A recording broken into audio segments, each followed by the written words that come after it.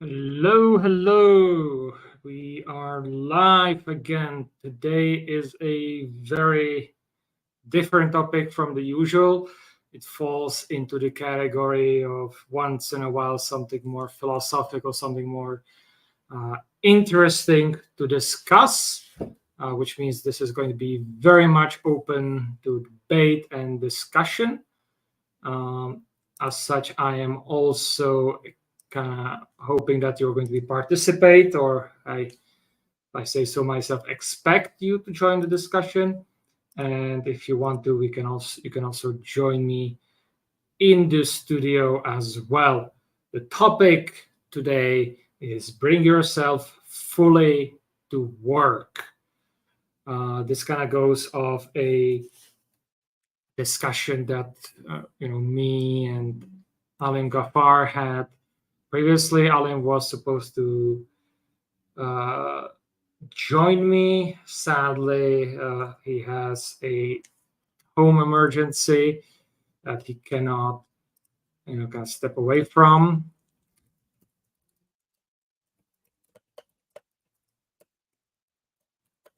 Let me also make sure that he is there. He has a chance to exchange. Um, Let me guys know if there's too much noise from the street because I'm keeping my one of my windows open because it's still pretty hot even though the temperatures fell down. Uh,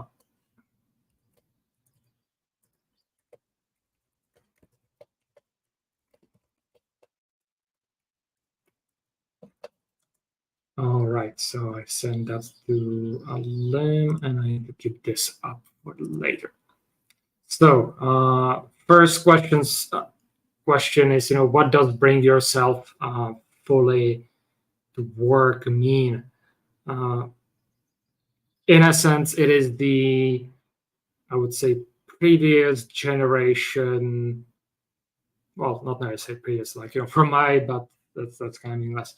So I would say it's the 80s and 90s, early 90s uh, approach to work, where you really dedicate yourself to work and to your company fully. And we have here, hi Laurie, welcome.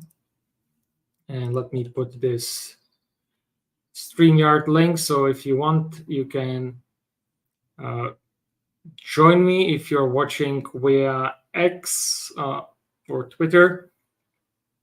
Then consider joining us on YouTube as well, either on my personal channel or on the Meteor community channels. Let me put the let me actually post it up on X as well. So if you follow my X, I will be momentarily posting the link to the show on the community channel. I'm cross streaming, so that's where this comes from. So back to the explanation, and this is kind of my observation. Let's start with the most extreme example, and that being Japan. In Japan, it's the approach of, let's put that here. We can today have with the full microphone and everything here because nothing technical is happening. So bring yourself fully to work means you dedicate yourself completely to work. Means coming before the boss comes in, leaving after the boss comes in, going for all the company, events, and or drinking with colleagues after work. So, and of course, giving it to everything. In America, this would be partially seen, that you'll work on a weekend, or you will be always accessible via phone or other means. So there's pretty much downtime. Um, so that's kind of the full dedication. So part of that is also being up to very professional standards, and all those things that come with it. But and lately, you could say we might have the opposite effect.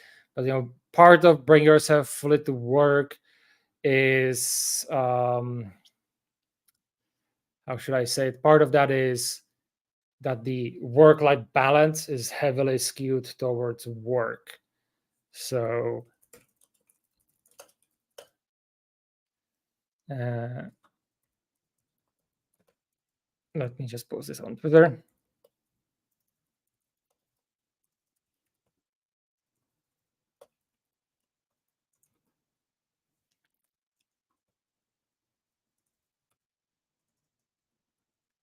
So this is the discussion. And lately, you could say that we have the opposite effect, and that being that more kind of geared towards the life, whatever that is for that person. But part of that is also, I would say, the lack of or the decrease of professionalism. So a lot of things to unpack here. We'll see. We will go for at least half an hour, probably an hour, as I unpack this. Of course, if anybody wants to join me, here is the StreamYard link to the studio. I'll be happy to hear your thoughts. That said, let me pull up some interesting, hopefully, articles if I can find them, and or also, let's actually do first a poll of everybody here. This is a test of if you are a human and hopefully watching through YouTube, so you can reply in live chat. What is your approach to life-work balance? What are your thoughts on the phrase "bring yourself fully to work"? What's your opinion? I'll wait a little bit before sharing mine. And let me see if I can find my... I didn't put it in here, so let me... I have too many tabs. That's the quite a bit... how should I say it? Downside of my working. And as I'm preparing for a few talks.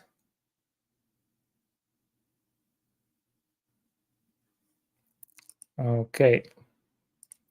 So Laurie says, okay, Laurie will be joining me. So looking forward to what he has to say. So my experience, and I worked with startups. I'm right now running 2 startups, one as CEO and one as CTO, and which means that my work-life balance is skewed heavily towards work.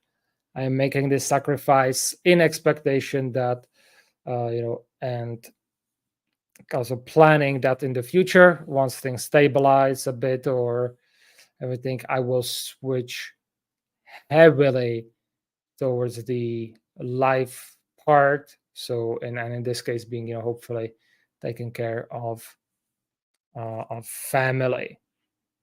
And I think I'm going to, let's see, I'm going to open up a... I don't remember where I put it. Nice. It's in our story pool. Put it here. Yes, this is the first article I want to share with everybody. So let's put it up there. Share screen. And I want to go through this with you. So this is from ADP Research, the rise and fall of the software developer. So this is kind of more of a preface to what we are seeing. So, of course, since the start, we as a software developer commanded big salaries, but something has shifted during the pandemic, and the US now employs fewer software developers than it did in 2018. And of course, we see a ramp up of spending on software related stuff to accommodate everybody staying at home. But by 2023, so last year, the wave of hiring and reduction in workforces as that pretty much disappeared has gone down. But what they found out that it has been actually slowing down since 2020. And yeah, so let's look at the data. Oops, can we have... Okay, so more than half of US software developers work in the professional and business service sector. Okay, and here we have, that's kind of, should I say, that's kind of, all these categories are really, really huge. You can put a lot of things underneath them, so that makes sense that this professional and business services kind of supporting everybody else is the biggest one. Then information, again, that's very vague. Manufacturing, that's factories and similar, that makes sense. Finance and insurance, kind of surprised, but I would expect maybe a little bit more there. Trade, transportation, utilities is 8.1, and then it just drops. I would expect health more, but it's a tough industry.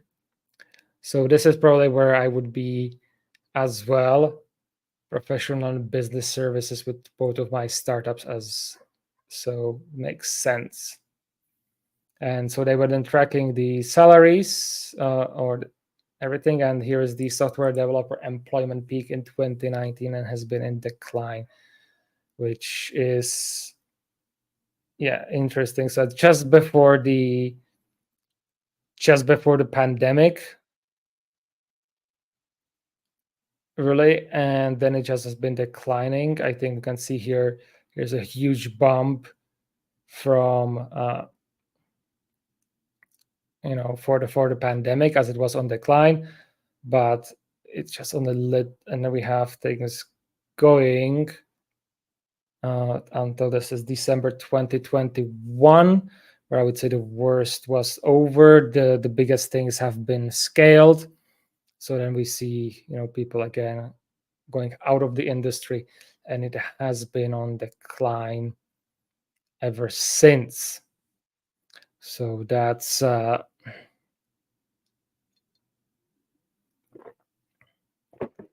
interesting number, and I do believe, yes. And of course, as a result, what you have is, if you have less demand, then the price goes up. So we can see, the bump. I can actually nicely see it here as we have a bump up in, for, actually, that's interesting. So that's in May 2020. Let's see.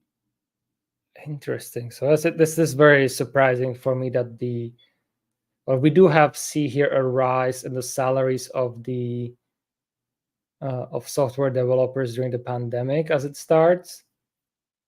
So higher demand, though not, but also a lot of more people coming in.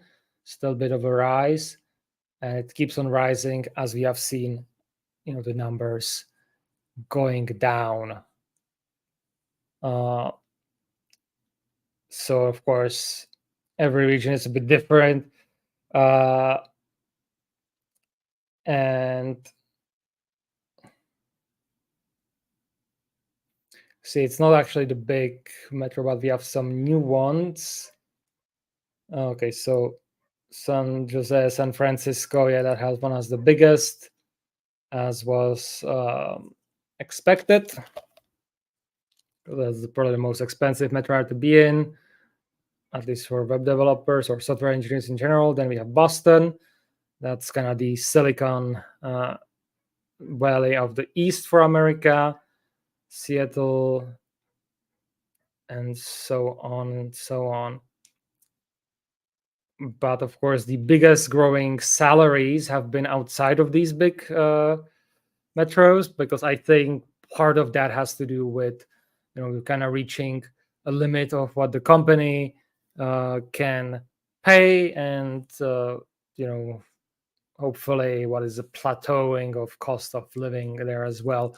So we see some smaller cities going up, and I would say partially also because I would say a lot of senior developers or software engineers are moving from the Silicon Valleys and so on more through the country to more, I would say, smaller cities, or cities that more align with their how should I say, their values and all those things. So kind of go to takeaways. Software had a run, but opportunities might be waning, and the emergence of artificial intelligence might be a reason for the shift as employers invest in automation. But AI tools also can be a boon to developers by improving efficiency and productivity. Ultimately, regardless of how the work gets done, the functional developer remains essential to business to rely the smooth running systems. So this is kind of, I would say, look into the future for us software developers, where things are going, and that's kind of where I want to based on our discussion. The big part here, as we've seen here, is the employment is going down. We do have the salaries still going up, which means that there is and in the full article explained, there's less news beginning opportunities, but of course, as you are senior, you are much more valued. So that's also, I would say, big impact of AI, and I think that's going to have a significant impact on bring yourself fully to work. And let's get of this intro. Let's get into it, and let's welcome Laurie from Weekend Team here. Hi, Laurie. How are you doing? Hi, I'm doing great. Awesome. So nice to have you here with us. Again, if anybody else wants to join in, definitely please share your comments and questions on in our live chat. Those are available on YouTube, both my personal and the Meteor community channel as well. And in there, you can also find, if you scroll to the beginning, our or the link here to the StreamYard. So if you want to join us here on stage and give your comments or questions live in person, you are welcome to do so. That said, so Laurie, what does the phrase "bring yourself fully to work" mean to you? Well, there are increasing demands and more needed professionals and more security features and more and more. So it's so is it for you that that you should be working more, or where does that kind of stand with you? No, still working like the same, but there is like the demand is for more for the security and upgrades, and those are the most weighted for vegan, and also I presume others Mhm. too. So, but let's also kind of wind back a bit. When you started, kind of in this career, how has that changed? Your approach to work, or working for a company now, working on a open source. How has that changed for you over the years? At the beginning, it was mostly part-time, and for the first year, it was mostly a hobby, and nobody paid me. But after that 1 year, somebody thinking that this is so important software that they would like to pay something, and then that has increased. Mm-hmm. Interesting. Yeah. So for me, kind of my history going through, I started, as an internship, and then I was around a bit in a corporate, and honestly, it just did not work for me at all. I just felt I could get excited in the corporate world for a couple of months for a project, and then just kind of the grind, I would say, of the entire process of everything happening, all the company politics just wore me down, and it just rekindled my interest in doing open source uh, and other things like Literary Universe. So for me, I've never have been kind of managed to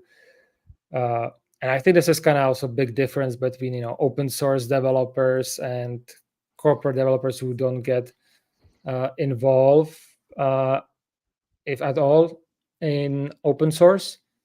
That it just, I would say, work, but that isn't never really isn't the bring yourself fully to work, because if you bring yourself fully to work, then you would, I would say, even get involved in open source as an extension of what you're doing, probably like not fully like we are, but potentially, I would say, much more than we are seeing lately. So that's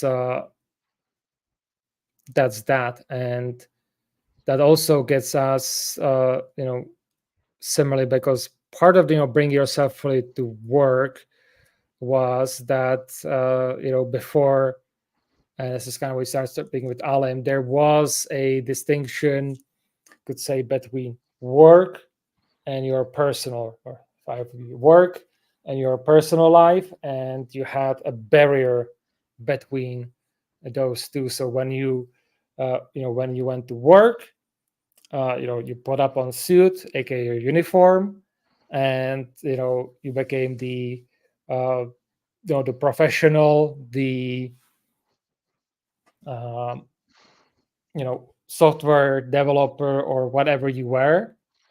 And then once you finished, you went back home and you became dad, family man, or whatever.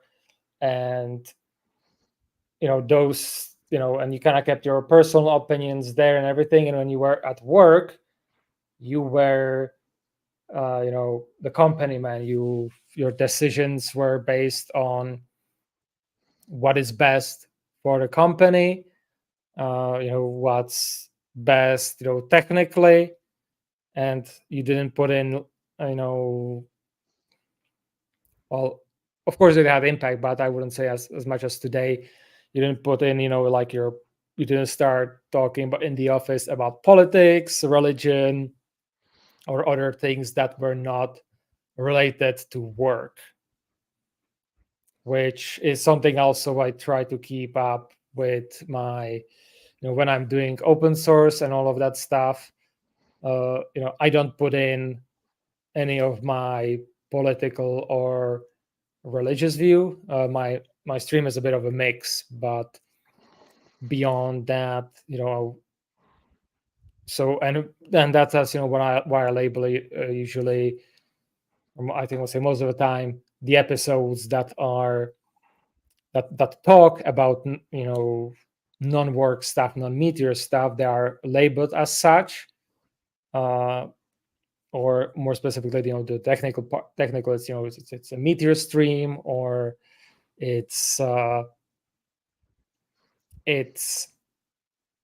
something else technical, so it's very clear. While if it's something else, I hope I make it clear. If not, let me know in the chat if I didn't do so. I'll try to fix that in the future. So and I think this is kind of the core of the hot topic, and I'll try to find some additional articles specifically to showcase that. But Laurie, since you are here, what are your thoughts on mixing these two words, and can I bring yourself fully, all your other opinions to work the weekend? How have you done that? Do you separate that, or how does that work for you? Well, I also have been some years ago working for someone else, and that was kind of corporate life where was some closed doors code and so on, but I did also then do remote work, so it's kind of the same T-shirt like before. So, but anyway, now that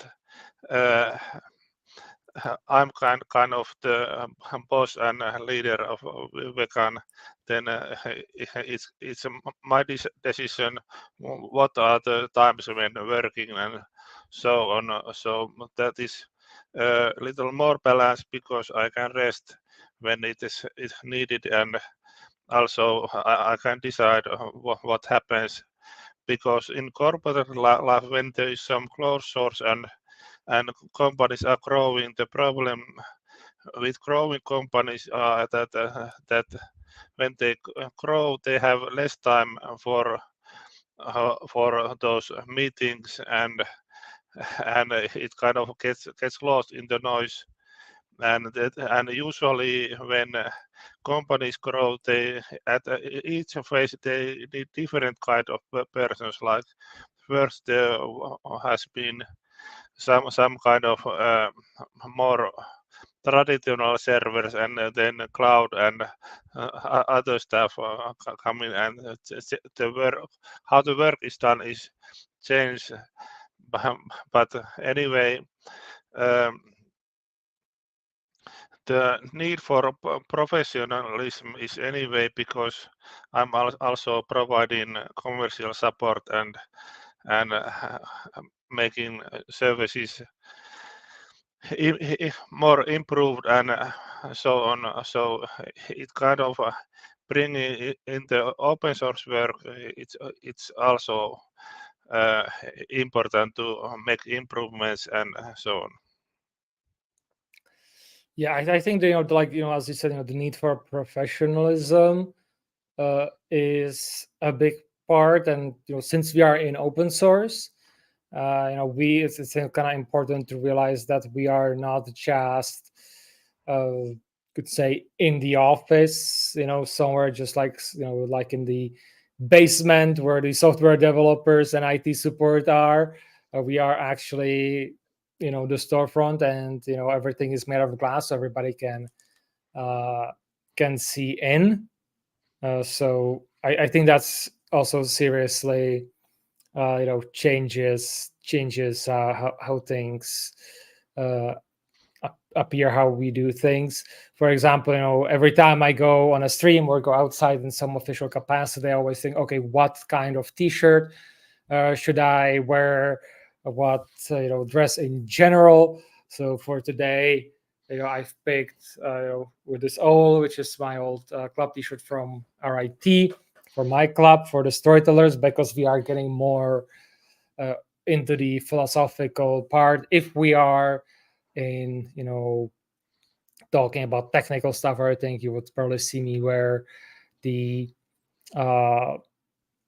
Meteor Ambassador t-shirt or something with technical stuff, or probably some other, or so one of my Japanese dresses. So that would be what I would wear, and that's also big calculation. Also everything I say, what is behind me also has a meaning there. So a lot of Japanese motives there, but also that book over there, that's the title there is Writing in the Age of AI, which is related to Literary Universe.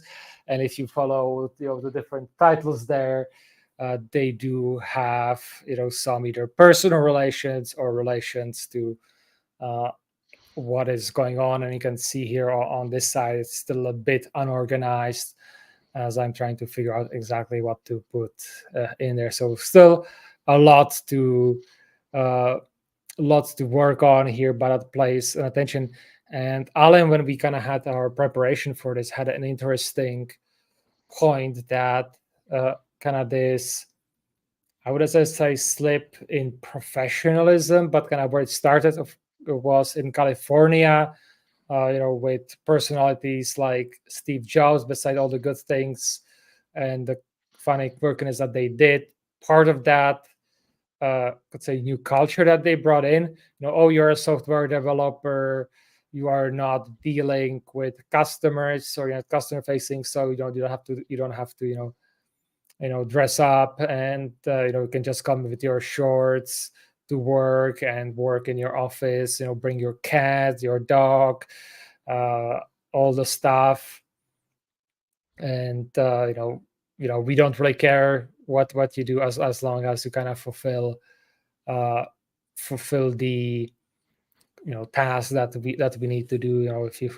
If you manage to meet the deadline, and that really gets to I would say that is kind of the first building block, or not say like building block, like a first piece, kind of falling out, and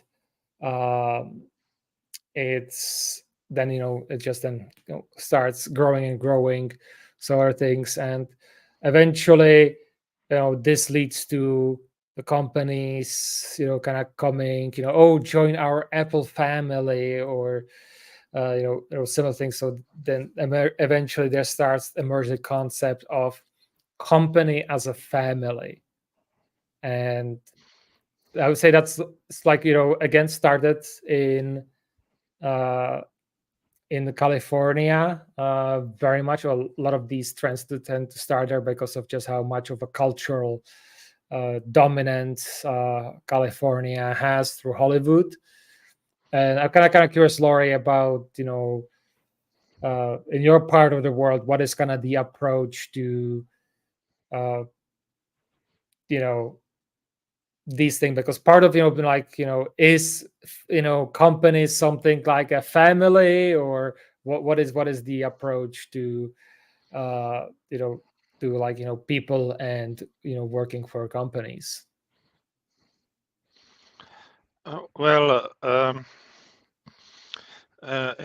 in general, many since the corona and other issues started, then many have moved to work at home. So also when seeing some live conferences, then many are speaking and making presentations at home. But anyway,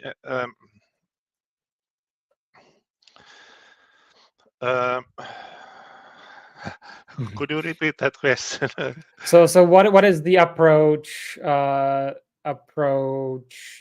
or like kind of seeing, let's not talk before the pandemic. What was kind of the approach to companies hiring, or kind of the approach of employees towards companies? Because I said, in America, what I've experienced myself a lot, it was we are like a family, and all that stuff. And I think I can find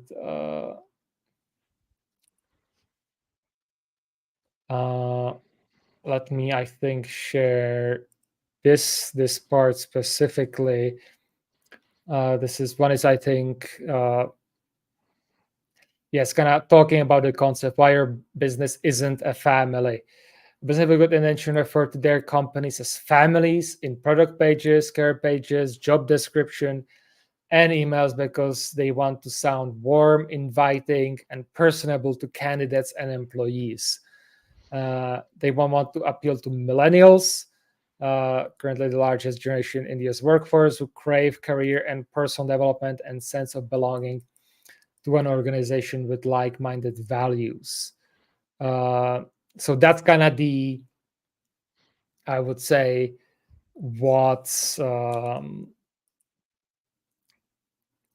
kind of has been the approach. So is that something that you have experience in your part of the world, or how was it? I think the people at Finland usually talk very short and like yes and no and so on, and it's kind of trying to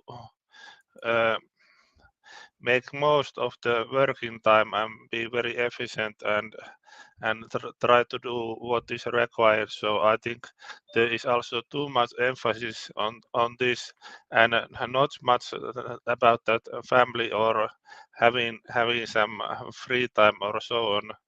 And because there are increasing demands and prices are rising and so on, so it's kind of even very hard to get some work when there is a lot of competition who will get some work. And also there is usually when there is some work, there could be a big list of what is required to do that work and about what kind of person or culture.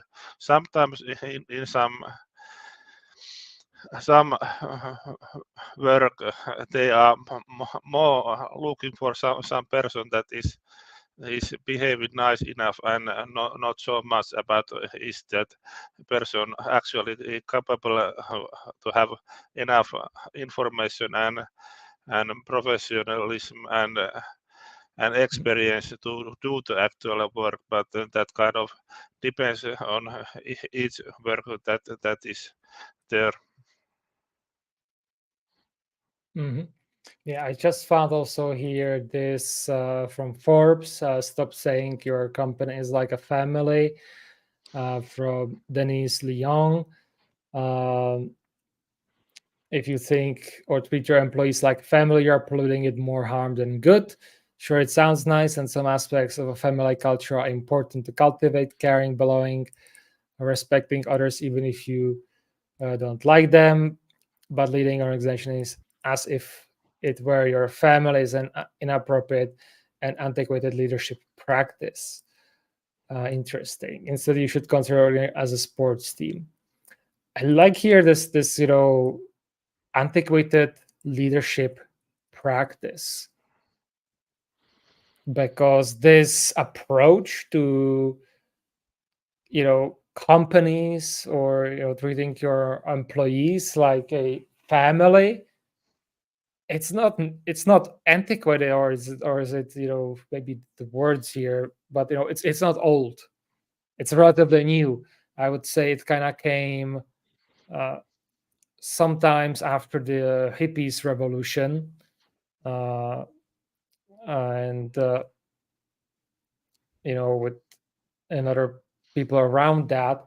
So it might be antiquated, maybe from current my generation's perspective, but still, like, historically, it's just a big blip. And what I want to get in here is the issues that I see that lead out of this approach. And I will have to really go here on a much broader scale, because we are talking about sociology, anthropology issue, and it's not just the approach that the companies take to how they treat the companies, but that comes out of some social pressures. And a big part of that is, as we've seen in the and they have it's here's another from TED.com. Yeah, when companies use the word family, it can actually do damage company, and there's quite a few articles if you search. Let's see over here. You can see I am finding a lot of talk about that, which I think just underlines how pervasive this used to be. And a lot of these articles are relatively new, and I would say, kind of as you mentioned, the difference between pre-pandemic and post-pandemic, that there was a big shift, because the big part was done, like as you said, suddenly people are home and they are along with their actual family, and it kind of changes the perspective. And I think a big part, even we have here an article from Harvard Business Review, let's say they have article, because big part of this, you just want to sound nice, you want to, and that is a response to, again, if we go back here, they will want to appeal to millennials, which I agree in this, and who crave career, personal development, and sense of belonging to organization with like-minded values. So I would say I want to really break this down, because I think it really is very nicely said here. So who crave career and personal development, I think that's kind of universal for everybody, or for most people. Part of that, I would say, is that there has been a lot of kind of the feeling of, this is what you do. You go to school, you go to college, then you get a job, then you become a manager, and so on and so forth. So there's this drive to go up on the ladder, because they told you, if you do that, you will be fine in life. But that then leaves out, and this is where the second part comes, the belonging, sense of belonging. And I would say, kind of to an organization here, I think it's inaccurate. I think the big key here is the sense of belonging, and I think this is something that I've kind of discovered myself. There's always this, I would say, for majority of people, the desire to be part of something bigger, something more than yourself, something that's going to drive you forward. And oftentimes those things, thanks to belongings, it could be, of a community.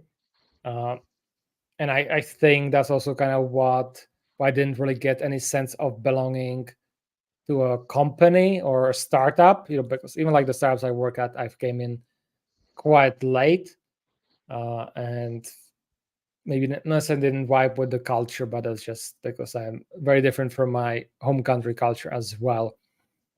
But big part of that was that I already had a sense of belonging with the Meteor community, for example. So this is, I kind of knew my place in that community, and I had it. And since I had it, I didn't have like any other need to belong to, something, to join a cause or anything. And, it has here like to an organization with like-minded values. Really didn't, I think that even is not, necessary, because a lot of times you also have like a sense of belonging to our nation, or to our local community. And I think the big part of this, I think, kind of shows the societal issue where a lot of these, I would say, traditional sense of us belonging, like, with your church or with your religion, with your country, got eroded over the decades of other, what could be called, societal progress. And we've discovered that we as a humans have a need to be part of something, What do you think, Laurie? Am I completely saying nonsense here, or? I think that the being like family and those are important for the new generation because they have only usually been at the family, and sometimes there has also been news articles that sometimes parents of the also have participated to some job interviews and so on. So some there could be so much expectations about how to behave and that and that is kind of too early when getting some new to work somewhere to have, because when having some new person come to work, there should be the training at the beginning and telling.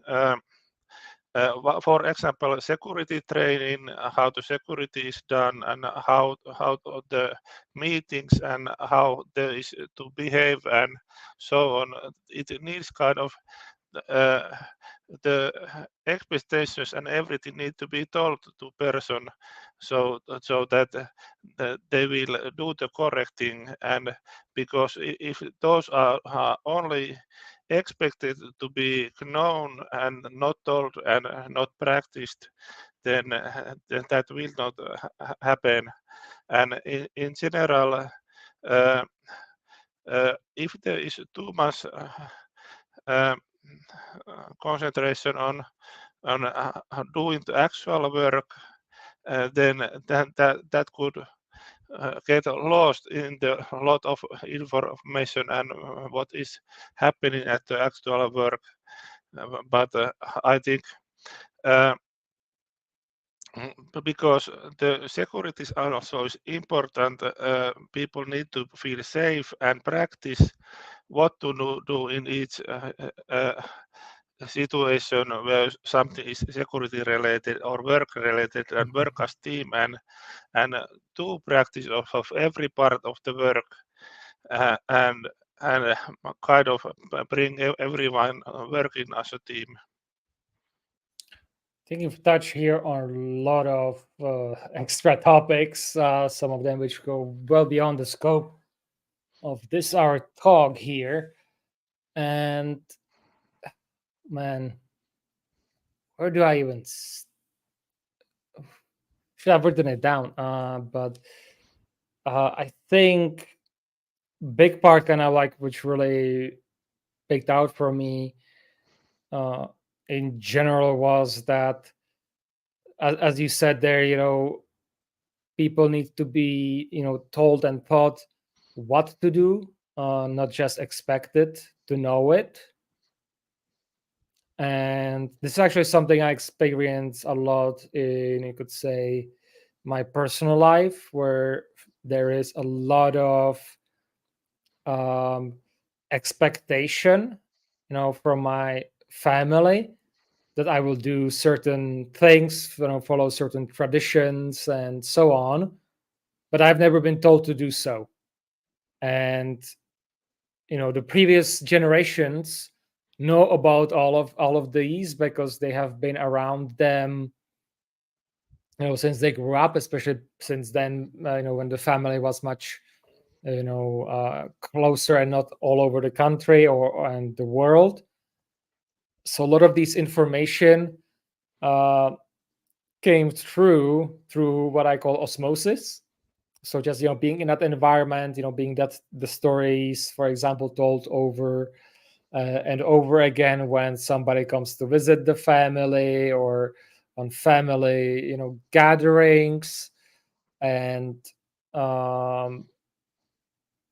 so a lot of these things kind of come through osmosis. The same thing at work. If you are in the office, you get a lot of the information just through being there, through doing like social interaction outside of what would be considered the official work. That's also a lot where the company culture comes in. So you learn a lot from people talking, as it said, at the water boiler, or at the coffee machine, or when they go out to smoke, or similar things like that. So they've learned a lot through that. But for example, for me, when my late teens and all the way up to mid-20s, when I was outside of the country for my university studies, I didn't have a chance to interact with my family. Not to mention, even then, it would be quite difficult because, again, we are spread across the country. And when I come back, I'm suddenly expected to have certain behavior, as follow certain traditions. But a lot of the times they just like get disappointed and angry at me that I'm not following them. And then it's like, I don't know what you're talking about. And then eventually, once I start digging in, I figure out, okay, there's this, family saying that I've never heard before, because, I wasn't around enough opportunities where this was said, and this is not nowhere noted down. It's like not in a, like, say like in a company handbook or something like that. So big part of that, we are losing a lot of, you could say, oral tradition, not just like with families like I'm experiencing, but also in the companies, when you don't have this additional social interaction, not to mention all the other connections that make if you're like not in the office, which I think is going to be very very interesting going forward, how much of an impact this online or being like just out online, and being not having offices is going to have on society. I think I can also quickly want to share with you here this channel, which has really shaped or informed a lot of my opinions. What Evolved History. This guy started just making some alternate history, and then explaining, of course, history in the past. A lot of maps. So that I really like that. And he's also like going and analyzing these social and anthropological changes and what it means for the society as well. And I want to also share this website called America's Digital Shield. I cannot share the upper part of this website because that would probably get us banned from YouTube. So let me share these two links in the chat so you can check them out. This kind of goes to the what follows from bringing yourself fully to work. And this is the what this website does is they track from volunteers that they make sure are politically balanced, what results they get when they are searching for news and other political topics. And we can see here from the tech giants, it all skews towards one political party. Same thing with all the other things, and they are looking to add more. And then what they do here is what actually would be here on the right, the results of the election if there wasn't this interference, if it was balance, you could say, or if it was like if you are like in this political camp, you get mostly the political news related to that camp instead of instead of being skewed to one side. And here they have how they are spread, their surveys or where they're getting it from. So and they've kind of automated it as well, which is quite interesting. So definitely, I think this is a issue that comes after the next step. Not just hey, we don't care what you wear, to oh, we want to feel welcome and being make you feel at home at the company offices. So yeah, bring your cat, bring your dog, it's all fine. And then eventually it's as was here, sense of belonging to an organization with like-minded values. I think the like-minded values emerge out of this as a result, because then the company culture, once you kind of open it, that it's okay to start talking about and do a lot more, go more into the personal. So you start getting into politics, you start getting into religion, and all the other potentially, I would say, highly divisive topics, which also I would say weren't as much in the past, but that's kind of the changing times. So once you kind of open up door to it, then then these companies will start adjusting towards like-minded thing, and it will then also create, for those people who disagree, an atmosphere of fear. And another big part of this is, as we've seen in the American Shield project, their data is that people start skewing, for example, the search results, because they start putting it in the algorithm their political opinions. But since everybody around them agrees that is, say, the way of the world or everything, then it doesn't even there is no consideration for a different opinion, a different worldview. And that sometimes can really clash with reality in a bad way. For example, after the was it 2013? So that was 2014, after Trump won his first term. We've got reports from insider information of employees, in companies crying and having like emotional tantrums like small children. The boss is being like, "Oh, we are really so sorry. We are going to make all the changes so that this doesn't happen again." And lately we've seen that with I would say potentially kind of being a big pushback, because there with Trump, everything, there was, say, the alignment of the top management and the people throwing the tantrums and crying, ideologically like-minded.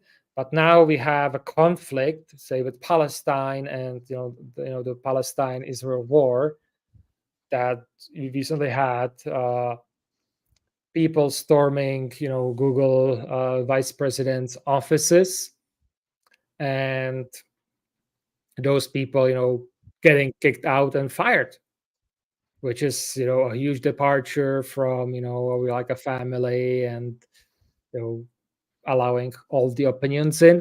And the big part of that is that there's a huge conflict with the company's I could say bottom line with this. So and it's much it becomes then a issue well beyond just you could say internal politic of one country. It becomes an international issue to get to change or start doing things like this, especially for a big company, especially for a company like Google, who has a lot of investments and I could say partners in Israel. So then that's really breaking down. And I think this has a potential to start there. So that's kind of my big thoughts on it. So I think we've kind of gotten in this. I think it's also very much a American issue, or like it's, of course in America I would say it's strongest, while in this, here in Europe, I would say there is quite a big distinction. But the thing is, with America, so for example, in startups, we have also a lot of this, we are a family.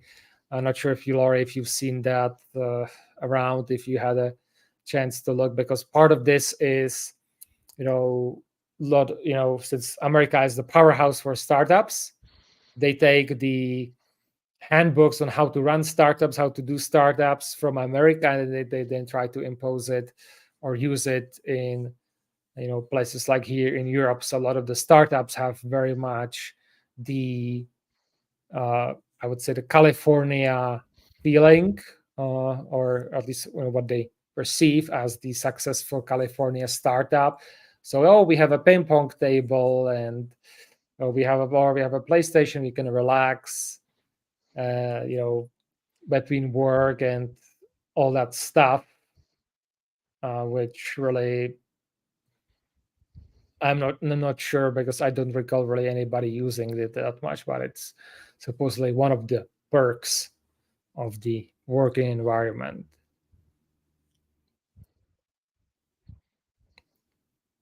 Any thoughts, Laurie, on that? Apologies for taking so long.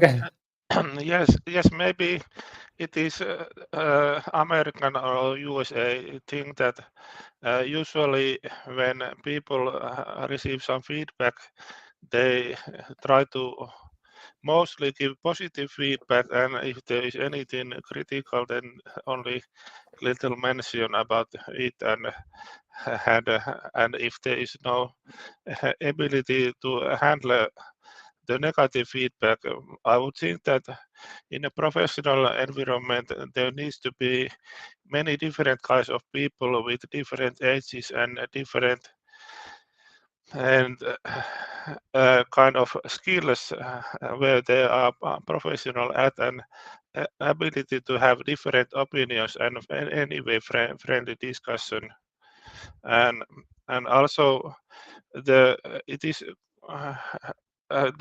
if there is so much expectation that how to behave without telling, then the one way usually in companies, for example, how it's done at Basecamp, where David Heinemeier Hansson has and others at the company has documented everything to intranet, and they document progress, and there are more information, and it can and everyone has peace to work on at their part, and there are independent teams that decide what to do, and it can all be read from the intranet, and that kind of is the modern way to do it without so many meetings. But of course, that does not happen that way in every place. So, for example, some family does not have intranet about how other traditions, expectations, and so on. And I think, yeah. Yeah, I want to pick. I'll can go back from for families. I actually wrote a approach called the Great House, which I can sum up my ideas in general, and once I have a family, kind of plan to really write things down for posterity. I kind of want to really go back though to what you mentioned, being able to handle negative feedback, or not being able to, as we've seen lately, which I would say is very, very new, because Americans used to be prized for, or not prized, but known for being frank, direct, and not taking any excuses. So if something was wrong, it was given that Americans just going to go straight into your face and tell you what's like in a review what's wrong, which now that's not the case. Everybody's like, oh, so you're so wonderful. Of course, not everywhere, but that's kind of the new stereotype, you could say, and which is kind of like these not giving negative feedback, only positive, has been that is something that say the East Asian cultures are known for. Like Japanese, being very polite. Say same thing in Indonesia and all the other countries around there. Being very polite and, if anything, being very indirect with any criticism. So it's very interesting that we've got that now in America, and again, I would probably put that in because a big part of that, bring yourself fully to work, is that you kind of fully integrate all of your personal and professional personas together. So if you get like any criticism or anything, then it suddenly may feel that it's attack on you as a person. And given also how Americans lately sadly have become all concerned about all the minutia of personalities and whatnot, it just makes things even more complicated. But let's go a little bit here down here. This article. Why family should have no place in corporate speak. Corporate ambassadors aren't going anywhere, and it's like constant new buzzwords every freaking year. And other than being unimaginative and disingenuous, corporateese is mostly harmless. Increasingly, however, and family phrases have snuck into our workplace language, crossing a line to the personal. So culture, reserved for ethnicity, countries, and backgrounds, now belong comfortably at work in the phrase work culture or culture fit. That's a very interesting observation, because culture is reserved for that. And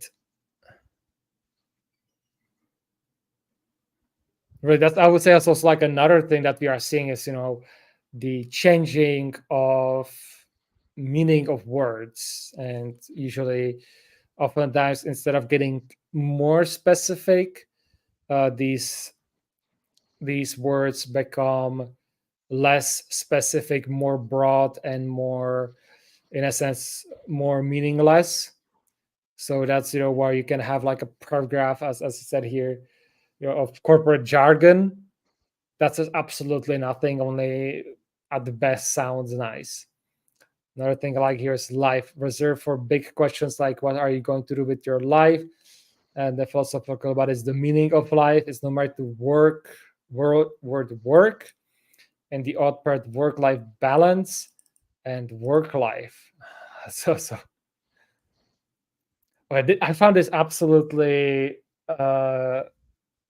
this one. Work spouse is used to describe someone you work closely with. Variations include work wife, work husband, office husband, and workplace spouse. Yikes, that just makes my skin crawl. The inflation of family phrases into our workplace lexicon should concern us all, because family should be in the same bucket as jargon, unless you run a family business. Work isn't synonymous with family. Very much agree. And the more we blend the two together, the more we undermine both. I like this author. Doesn't pull any punches. And I think that then the big thing, part of that is, as it says here, you can't quit or fire your family, and you don't need to retain them. So families rely on loyalty, while if you're not family, you will never be a family. So that companies that consider themselves families are more likely to expect unquestionable loyalty from employees. I think that's very crucial there. Loyalty creates camaraderie, but depending on who is in charge, it can also be toxic and blinding in a family-like organizations. So, and there are some examples: hazing by fraternity sororities, criminal acts by terrorist groups, murders by the mafia. That's at the hands of Chris cult leaders. So, it's getting quite a big extreme very quickly. But I really like here, that, and this might be like maybe one of the unintentional goals or benefits, or maybe more intentional. I'd like unquestionable loyalty from employees might be the goal beyond this jargon, because at the end of the day, words have meanings. They are not just random letters on a page, and they have impact. And honestly, I find kind of like these things like work, wife, office, husband, and similar disgusting. And I hope that never comes to the open source. Just like imagining maybe because I'm a community leader, that like then maybe some newbie, I will be calling them my open source child or something like that. That's just so creepy. But go ahead, Laura, you have something to say. Yes, the problem everywhere is that the words have changed meaning, and we need new translations. For example, when talking about security, it needs translation to corporate speak and programmer speak and so on. And then now that also when there is open source initiative that has defined some new licenses, when reading content of some open source license that is new, actually the content is that the license is about proprietary software. So we need many kinds of translations so that people really know what it is about that we are talking about, and also the change in language and the change in new technologies and everything. It kind of needs a lot of work to keep up with all the changes. I think that's a really good point of the changes, and I think the big part here is that a lot of these new concepts are trying to hijack the old words so that they can either, if it's a bad concept or bad meaning, so I can sneak in. And so if say this, you attach some bad concept to it, then it's much more easier to defend, because like, why are you against family? Why are you against being nice? And stuff like that. So they can, the proponents of it can kind of like go on you that. And so anybody else who doesn't know that's what they are doing, then looks at, yeah, why are you the bad person? Why are you not, why don't you want to be nice, or something like that? And or why what do you have against family? While they are changing the meaning of it, or they're using it, they have like a completely different definition, so that they can sneak in and make it look like that everybody of course agree that what they are pushing is true. With like we have seen, as you mentioned, Laurie, the with the licenses, they are trying to sometimes hijack the terms that mean something different that they are describing there, or they are trying to and I prefer that, but sometimes, a lot of times, like in case of licenses, it's nefarious. They try to create a new like new words, new meanings, new words, yes, but they are putting them in a way that makes it sound like one of the old ones. So it's like related to open source. So as you said, a license that pretty much defines a proprietary work, but since they know that open source and all that thing is very popular, they try to do as much as possible to describe it so that if you are not careful, you read it and think, oh, this is open source. But if you actually read it and very carefully and go into it, you figure out, oh no, this is actually not open source. They're just using these, like open core or open client or similar things to just describe, oh, we have, we own the servers and everything, and we have, out there a client that you can read the code of. So that's very nefarious, or as you said, like different meanings for different groups, as like in terms with security, and that's also very common. Like for example, with AI and crypto, that these terms have become so watered down that they bear no resemblance to, oftentimes, to what they are talking about. I do recall somebody back in the days talking, our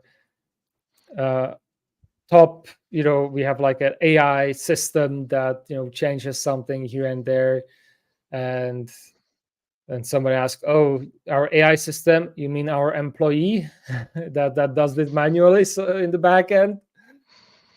So there's a lot of things, and I would say partially, or the big one here, as it says here, like in case of like with the family concept, is that I think part of the goal is like unquestionable loyalty from employees, and that's again to generate, say, as it says here, camaraderie, belonging, and make sure that, especially like with the big companies, that hopefully to increase retention so people don't quit, and ensure that especially if the company is doing something bad, that employees don't go to the police or to the journalist to report it.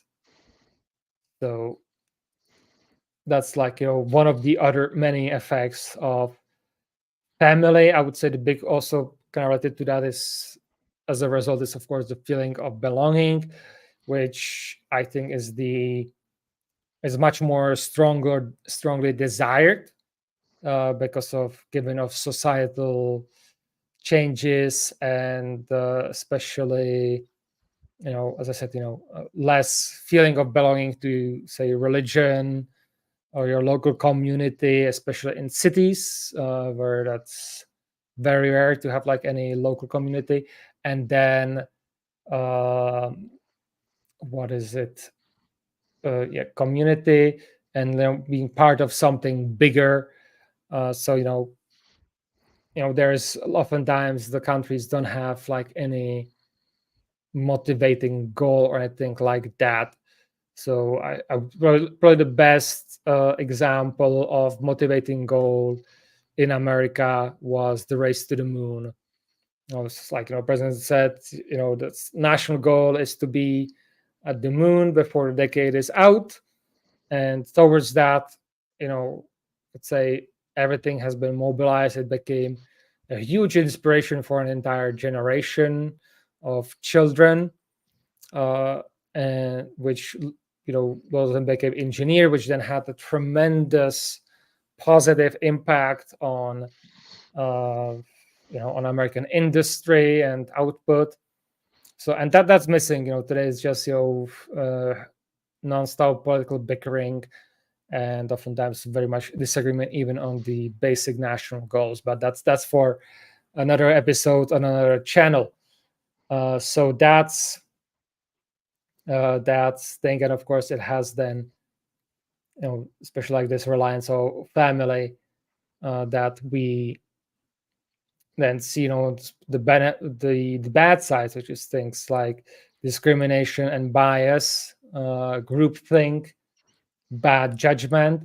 And I think part of that we see with other causes, with issues like with Boeing, most recently when you go to the Harvard War, but also with some of the recent disaster in the software world, or like, and I think this comes really, all these three are, or four, are exemplified when Google launched their AI, which and their image generation specifically was completely, I would say, insane. But from their perspective, it did actually exactly what it was supposed to do. It just there wasn't like anybody who wasn't in that group think to tell them what they are doing is actually discriminatory. It's biased, and in general that it's a bad judgment, because everybody was on board and agreed with the politics of everybody around them. And then this article goes into that businesses are teams, not families. Yeah. So I think that's kind of like on this, bring yourself fully to work. But I wouldn't say even necessarily like that, because if you look, and we can kind of bring this more to the open source community as well, because we are like me and Laurie are part of the Meteor.js community, but we are not on the as to say like the same team. So for this this is community which has different teams, different people, different ideas. We often clash together. So I wouldn't necessarily say that businesses have to be teams, though. Sometimes like you can have like multiple teams depending on the size of the business. But now maybe I'm thinking way beyond what it is. So that's kind of like my closing thoughts here, is that this bring yourself fully to work led to this we are a family, and for obvious, well, back then not so obvious reason, this is bad and we should be reverting back, because it's also back to professional. It's also like if you are a family, you don't have to be that professional. You can make mistakes and it will be forgiven, and you don't have to try. That eventually I would say leads to you don't have to try as much, because we are family, so you're not going to fire me, are you? You're not going to fire your your husband or your wife out of the company or out of the family. That's not what happens in families. So that's kind of, I think now we will see the downsides, and of course many things are related to that, like work-life balance. We see a lot, I would say, in the coming generations, a lot of disinterest to be so much attached to work. I would say big part is that for example, they haven't seen much of their parents because their parents were constantly at work. So that's where I kind of come upon exploring the articles and what you put here, Laurie, with me. So Laurie, up to you. You have the mic. Yes, so actually, it could be a different culture when there is some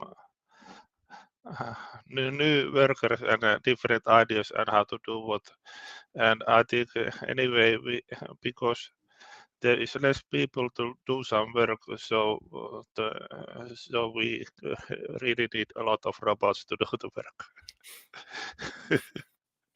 Yeah, that's going to be, I think we'll have a lot of hot topics going forward in regards to AI, or maybe probably more on my channel, because I'm more of a sci-fi person, so that will be something that I'll be discussing a lot more. more there, and it's definitely going to be an issue. And I'm like constantly oscillating between, yes, it's going to be that, and especially that's going to put this rhetorics to a test, because as the companies downsize and get more robots and everything on, that's going to put a lot of stress on our social structures, of course, on all the jargon that the corporations use as well, which is, I think, going to expose them. I think in like Meteor.js community, we are very much allergic to the company, or so you could say the corporate jargon, because we heard a lot of promises that sounded nice through the corporate jargon, but that more than not failed to materialize or bring much of any positive things. So I would say we are kind of very, if not allergic to hearing that as a result of all these experiences in the past that we had in the community. And Yes, and I also think that there has been a lot of firing of middle management and so on. So it's kind of there are left programmers and coders who do the actual work, and they are kind of running that business from home office. yeah, that's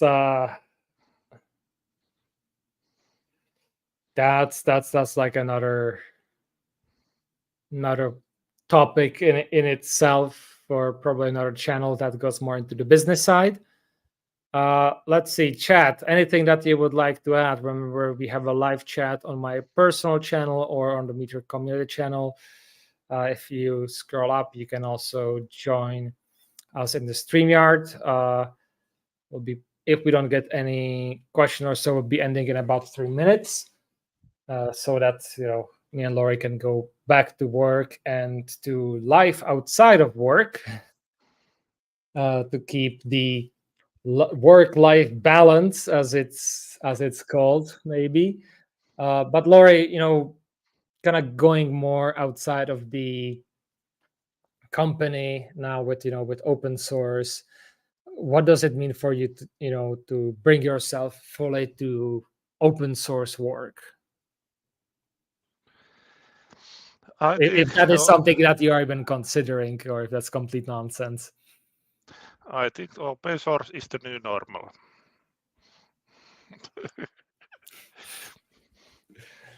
Yeah, well, that's I think that's kind of not up to discussion anymore. Again, another thing, but for you personally, where does this go? Is it like now that open source is going to or as it probably has for you, became your main work? So you still see it as, or you see it as a work, or is it somehow a mix of hobby / fun and work? I think it is still a hobby, because I also do other non-open source work like teaching and making websites and so on. So kind of still is mostly like a hobby to me. Sounds good. And let's see. No comments so far. So thank you, Laurie, for joining me today. Any other closing remarks on this topic? Yes, I would add that the previously have been kind of long careers and so on. So in that kind of way, when some have worked at one company for maybe 20 or 30 years or more, then this kind of family thing could be kind of what can be thinking, but there is some problems with that thinking anyway. Yeah. And I give a extreme example as well, which is very special to Japan, because in Japan, there used to be the concept of lifetime employment. So you start with a company and you are there till you retire or die. And what also was part of that is if you died, the company would, then make sure that you are enshrined, and with intervals, made sure that there are offerings for you at the shrine and so on. So that was an old concept. It also was, I would say, at a time where the world was a bit easier and wasn't as fast and hectic as it is now. So it was very much once companies got going and it was well established, it would go for a very long time. While today, companies come up and die very quickly, and even long established companies sometimes struggle. People change their work constantly, which I think part of the reaction from the corporate is, as we discovered here, to make it look like, oh yeah, we are like a family at our company, so that you don't leave. I have some ideas where this might go in the future, but of course, this, for, you could say, the outside of Japan, in many cases, this never has been the tradition unless it was a family company. So that's something to consider into the future as well. Anyhow, again, Laurie, thank you very much. Laurie is the CEO of Wecan. Wecan is an open source Kanban built on top of Node. So give that a look. And if you need any help with it or want to, get some premiums support, you can contact Laurie. Anything else on that from Laurie? Did I cover that, or? Yes. Awesome. And of course, you can find Laurie on Twitter and other social media at Wecan. Or is it Wecan Team? Wecan Team. Awesome. So that's that. And as for myself, if you like what I am doing, you can sponsor me on GitHub.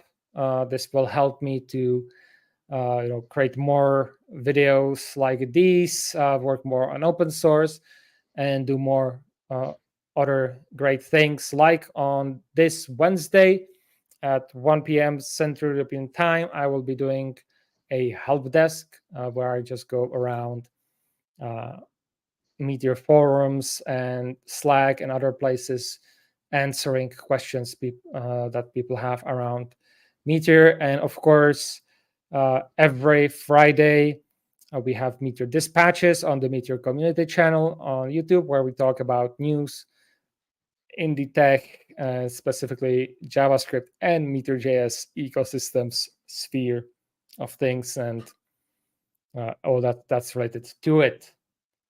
And with that, everybody, thank you very much for joining us today. Make sure to like this video. Tell us in the comments what are your thoughts on this topic of bringing yourself fully to work.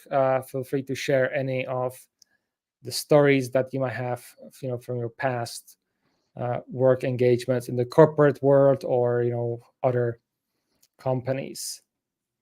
And with that, thank you for watching, and we will see you, or I will see you hopefully on Wednesday. If not, then on Friday. And if you miss that, then you can also catch me on Monday on my regular streams. Have a nice week, everybody.